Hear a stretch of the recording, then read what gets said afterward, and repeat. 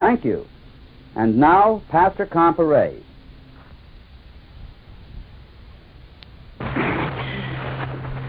Tonight I want to talk to you about something that is becoming important in the day's news gradually as the things are building up to the climax at the end. What God called his vengeance upon Edom. Now, you remember that Esau and Jacob were twins. They started, therefore, with exactly the same heredity. And, in fact, Esau, as the firstborn, would have been entitled to the birthright. It meant that he got a double share of whatever property could be inherited from his father, and it also meant that he became, in his turn, the family patriarch, with all the authority that went with that. And yet, he threw it away. Now, you read, of course, in the Bible, how he was out hunting and came in tired, and Jacob had cooked up a lentil stew. And Esau asked for a bowl of it, and Jacob said, well, sell me your birthright for it. And Esau said, oh, what good does this birthright do to me? I'm starving. Sure, I'll sell you my birthright for this bowl of stew. Now, that was not when he parted with his birthright. That was nothing more than a formal ceremony of acknowledgement of the fact that he had lost it before. Now you remember that all the way down the line, God had been careful to keep the race line pure. And Esau violated that.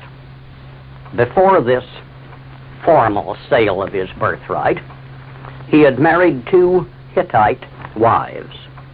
Now, from the beginning, God made it very clear that the race line had to be kept pure. If the various pre-Edomite races had been capable of doing the job that God wanted done, he would not have gone to the trouble of creating a new, entirely different being, Adam. You remember that when it came time to provide Adam with a wife, in the Hebrew, it says that God wanted him to have a helpmate as his counterpart, his equal in every respect. Now, if he had married a negress, she could only bear him mulatto children. If he married a Mongolian woman, she could only bear him Eurasian children. She would not be his counterpart. Adam had to have a wife who would bear him children who would be of the same line as himself, with the same qualities for which God specially created him. And all the way down, God had insisted on preserving the purity of the race line.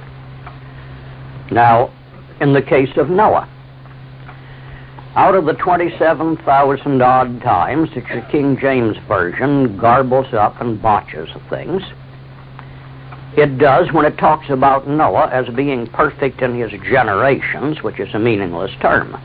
What it says in the Hebrew is that he was perfect in his ancestry or descent, not mongrelized. The people around him, the others who were of Edomite blood originally, had mongrelized with the surrounding races. They had destroyed the possibility that they could do God's work, and yet they were becoming numerous enough that this mongrelized group could become a menace. So God disposed of them with the flood. Now, all this had been taught generation after generation, and yet when it came down to Esau, he married 2 Hittite wives. Now, all the ancient monuments that show pictures of Hittites, including the carvings on the walls of some of the old Hittite palaces that have been excavated, So it's not their enemy's caricature of them, it's their own picture of themselves. Show them as typical hook-nosed Jews. And Esau married two of those. His descendants could only be mongrels. There was when he forfeited the birthright. He could not become the patriarch to carry on the line. So, the Bible tells you that from the time he sold his birthright, which he'd already forfeited. You know, today when somebody sells something he doesn't own, we call that obtaining money under false pretenses, and we put him in jail for it. Well, actually, that's what Esau did. He no longer had anything to sell. From that time on, his name was called Edom, meaning red. See Genesis 25, verses 30 to 34. Actually, the conflict really started even before their birth. In Genesis 25, verses 22 and 23, we read that while these twins were still in their mother's womb, they fought and scuffled together. And their mother, wondering what this could be, in prayer asked God to give her the explanation. And she was told, 2 nations are in thy womb. That they would have very different destinies. Now you remember also, of course, that Jacob intended to give the blessing to Esau. Now Jacob, whose name had been changed to Israel, was, after all, not too admirable a character. He had some faults of his own. Isaac, I should say, wanted to give the birthright to Esau. His mother, however, saw that anybody who was mongrelized with these Canaanites was not a proper one to have the birthright. She said that these daughters of Heth are making my life miserable. So she arranged for the little deceit to be put over on Isaac, that Jacob impersonated Esau and received the blessing. Well, when Esau came in a bit later and asked for the blessing and was told, well, it's too late, I've already given it to your brother, and he shall be blessed. Now, there was a recognition that that blessing couldn't be taken from him. Now, actually, the deceit practiced by Jacob was not what did it. While these twins were still in their mother's womb, and as I say, she asked God what the explanation was of their scuffling and struggling together, God said, 2 nations are in thy womb, and the elder shall serve the younger. Now Esau, the firstborn, the elder, was nevertheless, by orders of God himself, to be assigned an inferior place. Not that this was arbitrary favoritism. God was able to see the character that they both had. Now, as I say, Jacob had his faults, but he did at least preserve the pure race line. Esau would have thrown it all away. Esau was nevertheless given a blessing. He was told, thy dwelling shall be the fatness of the earth, and by thy sword shalt thou live. That's Genesis 27, verses 39 to 40. And back in the ancient times, the Edomites, the descendants of Esau, were indeed a warlike people. Unlike their descendants of recent times, they did their own fighting instead of involving the Christian peoples in wars to do the fighting for them.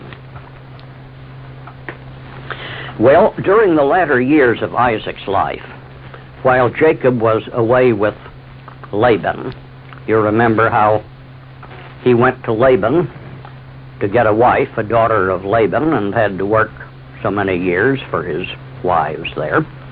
Esau moved out of the promised land, Palestine. He moved down to Mount Seir. That word Seir means rugged. And if you've ever seen any pictures of that range, you'll understand why they called it rugged. The Jordan Valley is a deep, narrow trench, only a very few miles wide. Opposite Jerusalem, where the Dead Sea is, it has gotten down so low that the surface of the Dead Sea is 1,340 feet below sea level.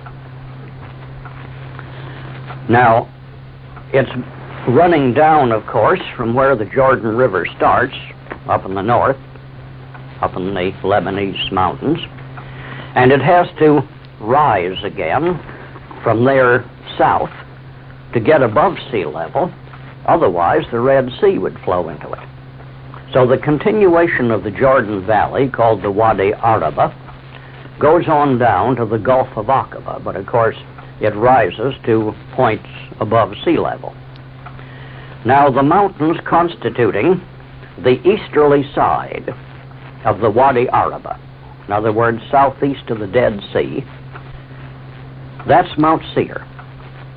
Sometime in ages past, a terrific earthquake just cracked that mountain.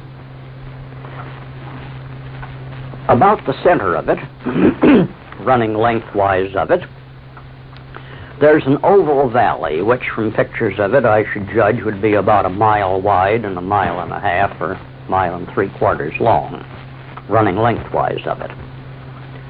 And the way the range was cracked, it leads from the outside running into this interior valley a narrow crevice where it just simply been broken apart like that. The walls are sheer cliffs rising from 400 to 600 feet high, and there are a couple of places where it widens out to perhaps 15 or 20 feet. But there are many places where a man could stand in the middle and touch the two walls with his outstretched arms. So it makes a natural fortress of this. An army of 1,000,000 men could only come one man at a time, so that the forces guarding this had a marvelous fortress. If the enemy were to undertake to climb over and get down into the valley other ways, that was a terrific job, and for many centuries nobody succeeded in doing it. So, in this crevice in the little narrow valley lies the ancient city of Petra.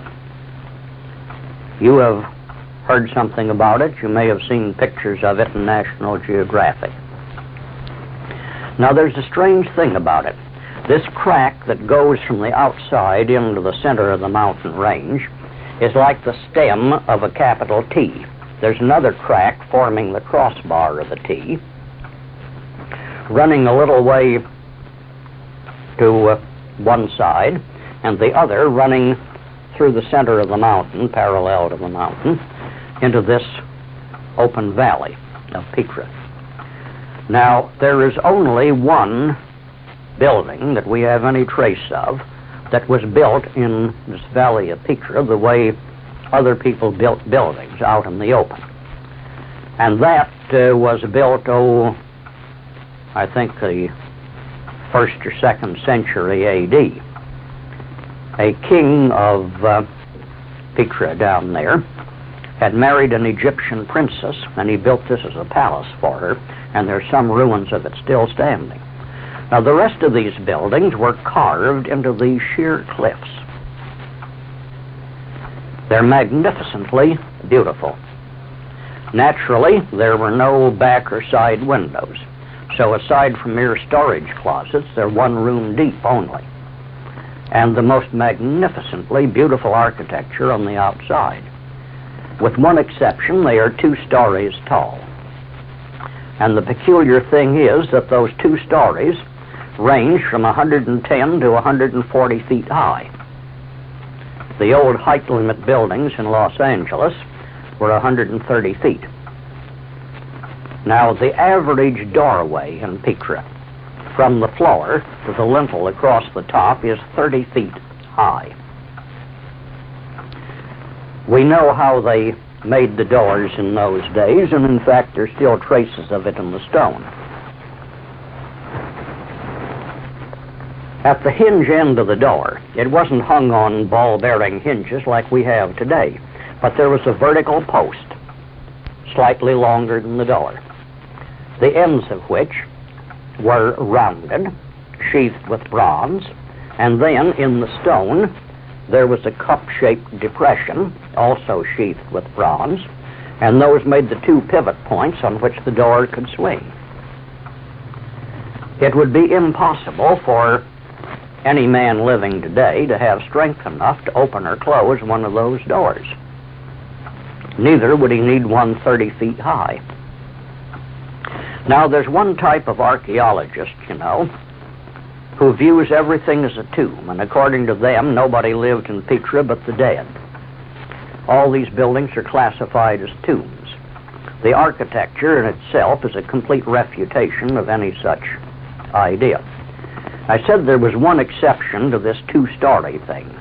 There is one building in the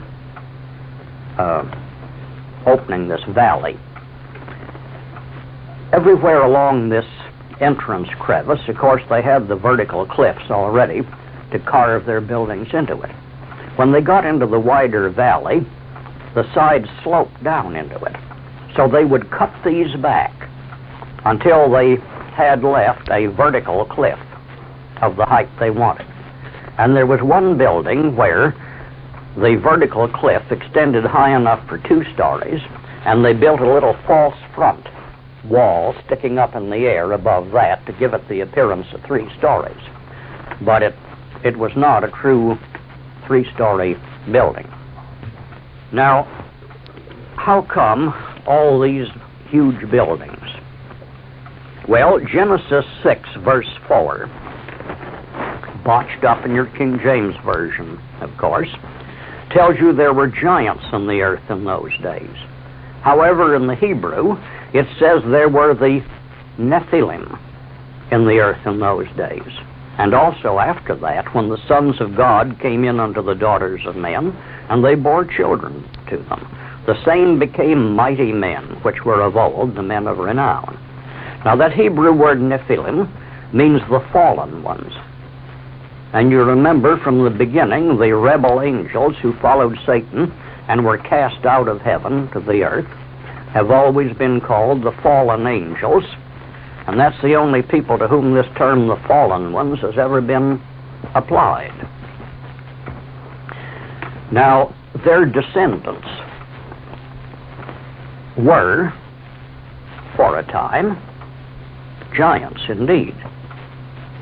This infusion of angelic blood was sufficient to produce these giants.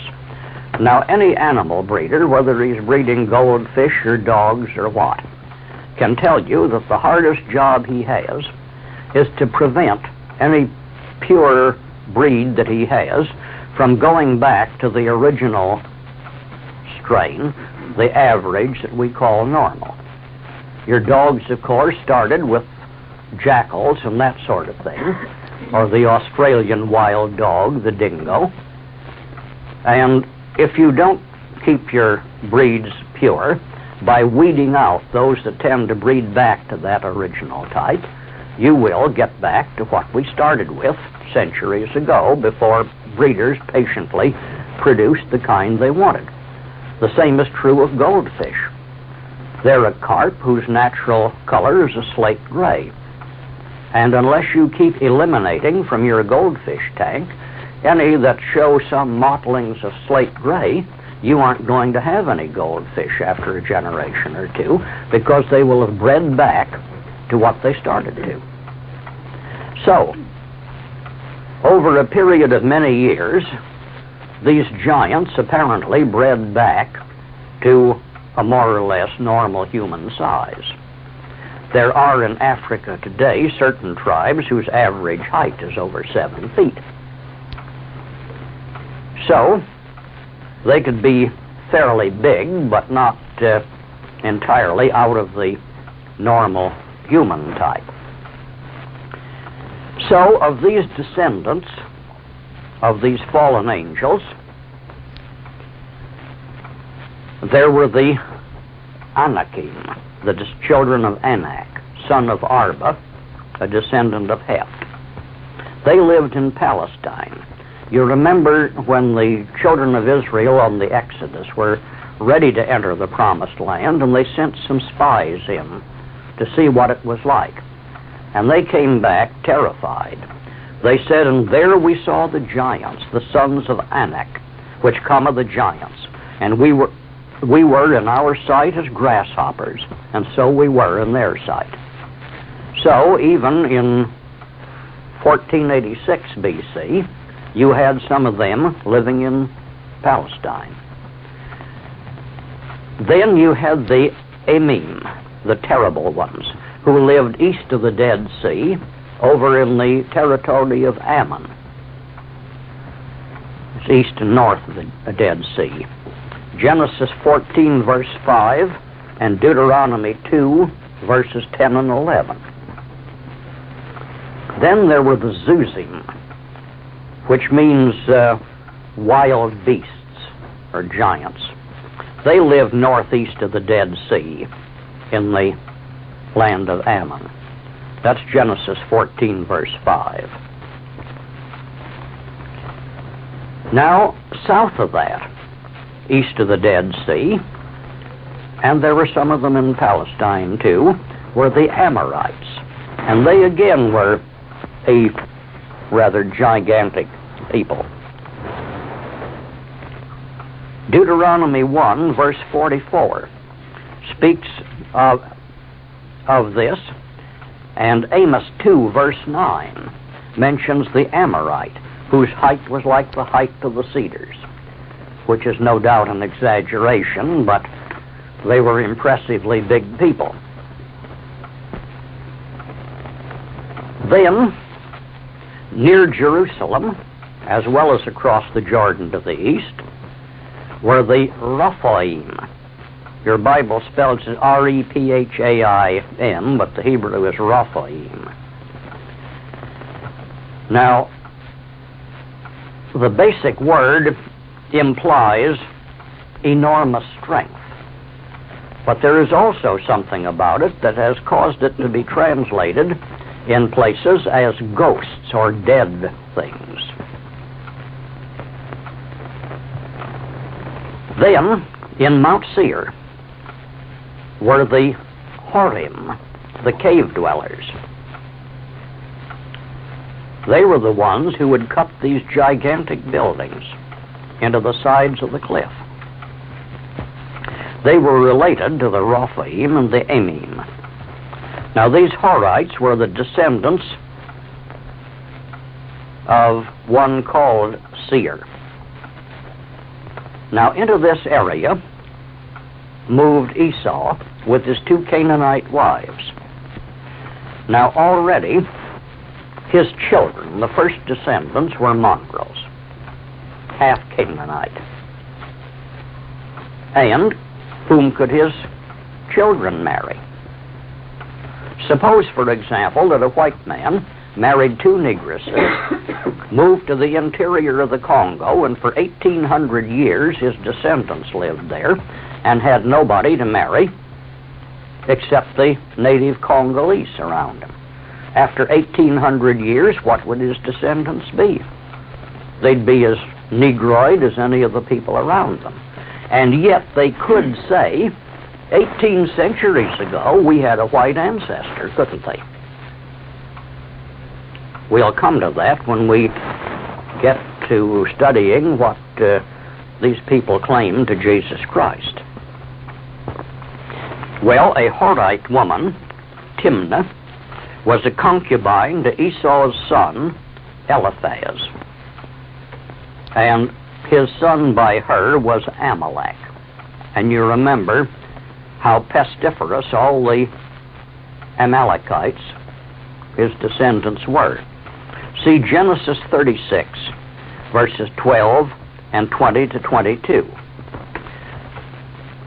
Now, aside from what the ordinary Canaanites in Palestine may have been, the Hittites, the Hivites, the Perizzites, the Jebusites, and so on, here definitely a satanic bloodline entered into the Edomites, because they were marrying into a line of those descended from these fallen angels, the Rephaim. Now, you find references to this city of Petra in places in the Bible. As I say, it was the most magnificent natural fortress in the world. Toward the north end of this valley, there was a hill, which was the citadel, the final fortress to which they could retreat in case enemies penetrated into the valley. The Arabs call it el-Biyara. It is a roughly round hill, but its walls are sheer cliffs. This mass rises hundreds of feet out of the floor of the valley with these cliffs. Now, there are a few places where it is rough and rugged enough that somebody could climb up these cliffs. But remember, there were no guns in those days, and anybody could gather himself an armload of cobblestones and stand at the head of one of these places, and if anybody tried to climb up, he'd stop them. There was one way only to get to the top. They had carved one path. Most of the way, this path, 2 to 3 feet wide, led along the cliff. In other words, you had on the one side a sheer wall rising above you, and on the other side, hundreds of feet of sheer drop-off. One man could stand there and guard it. And then there was a place or two where it turned farther inland. Instead of going around some projecting rib of rock, it would turn inland. And there it had been cut through the stone, so you had perhaps a 24 to 30-inch wide passage where, again, one man could guard it. A remarkable fortress. Well, the Edomites in here, after all, Esau had been told that you will live by your sword, and they were pretty chesty about it. Now, it was a natural crossroad of caravan routes. So they, you know, like the mafia, for so much they'll grant protection to a merchant, protection from themselves. And that's what they did there. Every caravan passing by had to pay tribute to them, or else they took the whole thing. And who can stop us in this natural fortress of ours? So Numbers 24, verse 21 speaks of them. Strong is thy dwelling place, and thou puttest thy nest in a rock.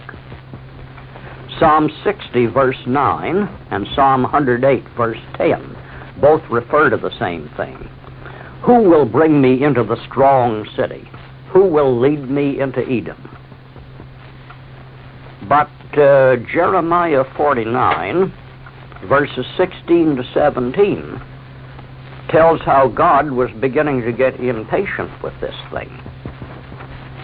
Thy terribleness hath deceived thee, and the pride of thine heart, O thou that dwellest in the clefts of the rock, that holdest the height of the hill. Though thou shouldst make thy nest as high as the eagle, I will bring thee down from thence, saith Yahweh. Also, Edom shall be a desolation. Well, you remember, of course, how Esau hated his brother Israel. Esau was unwilling to accept the responsibilities of the birthright, but he wanted the benefit of it.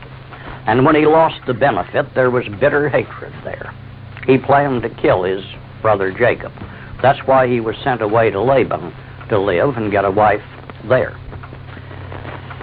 So, in the later period here, when the Israelites were coming out of Egypt in the Exodus, you had Esau's original hatred of Israel, and now multiplied by the satanic hatred of Israel.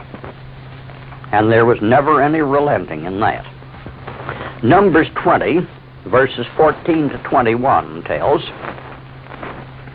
how the natural way into the promised land would have taken them up this Wadi Araba through the territory ruled by the Edomites. Not into their fortress valley, but in the territory outside, which they ruled and levied on every passing caravan. And the Israelites asked permission, this is under Moses, asked permission to peaceably pass through. They said, we won't let our cattle eat in your fields, your pastures. We'll stay right on the highway. We just ask permission to go through. And they were refused with threats of war. In fact, the Amalekites came out and attacked Israel without cause. And, with the help of God, Israel's army under Joshua defeated the Amalekites. That's Exodus 17, verses 8 to 13. Now, for this utterly causeless attack, this war of aggression, God said, I will utterly put out the remembrance of Amalek from under heaven, because the Lord hath sworn that the Lord will have war with Amalek from generation to generation. Exodus 17, verses 14 to 16. Well, what Moses and Joshua were leading, remember, was a group of fugitive slaves, a disorganized rabble. It had been so long since they had been independent people accustomed to defending themselves that they weren't ready to face war at this time. So they had to detour around it. They passed around to the south of Mount Seir, around to the east side, went up around there, and finally came back into the Jordan Valley above it, above the Dead Sea. Now, near Petra, on this mountain range, is the mountain where Aaron died. The Arabs to this day call it Jebel Harun, the Mount of Aaron.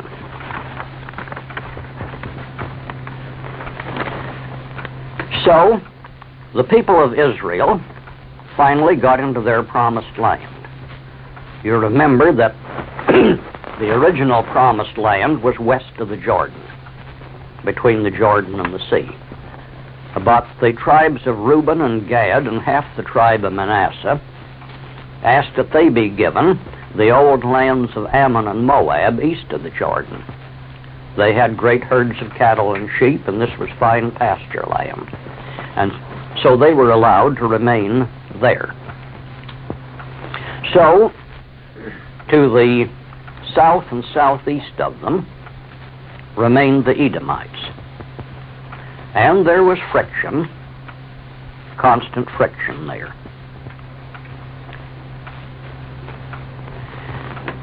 Well, the Israelites repeatedly conquered the Edomites in battle and drove them off and left them alive. And as repeatedly, the Edomites waited till they could reorganize and came back and attacked them again. Now, you remember the first king of Israel was Saul. And Saul was given instruction to absolutely exterminate these Amalekites. And he didn't. He defeated their army with considerable slaughter, stole their sheep and cattle, and came back well satisfied with himself. And the prophet Samuel told him that for this disobedience, God had deposed him as king.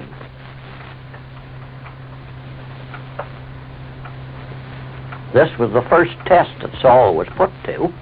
Would he obey God or wouldn't he? And he failed. See 1 Samuel 15th chapter. Well, part of the blessing that Isaac had given to Esau, by thy sword shalt thou live, and shalt serve thy brother. And it shall come to pass, when thou shalt have the dominion, that thou shalt break his yoke from off thy neck. So you have this seesaw period here of the Edomites attacking, being defeated, reduced to paying tribute for a bit, and then rebelling and regaining their independence. Now, even David did no better than Saul. 2 Samuel 8 verse 14 shows how these Edomites had been conquered and put under a tribute tax by David. But they revolted against Jehoram, king of Judah, about 885 BC.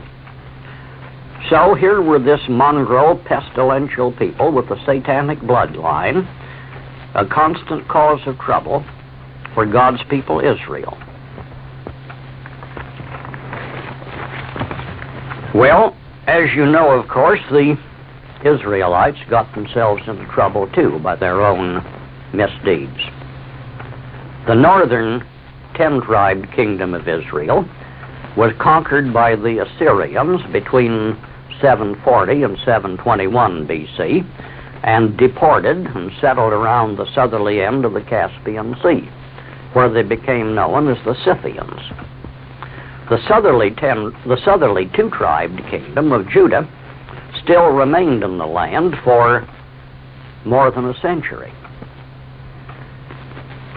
Nebuchadnezzar, the king of Babylon, came in and conquered the southern kingdom of Judah the first time, about 606 BC. Now, at that time, he deported to Babylon those that he thought might be ringleaders of revolt. In other words, all the natural leaders, but he didn't take most of the population, just those that he thought might be troublesome if they were left there. And he left a puppet king, supposed to rule it as a tributary to Babylon. And in the 580s, relying on help from Egypt, they revolted again. So that 585 BC, Nebuchadnezzar came back and in a long and terrible siege conquered Jerusalem again and destroyed the city and deported substantially all the population. What he left behind were these Canaanite peoples who had lived in the land all the time and whom the Israelites and Judahites had never exterminated as God had told them to do.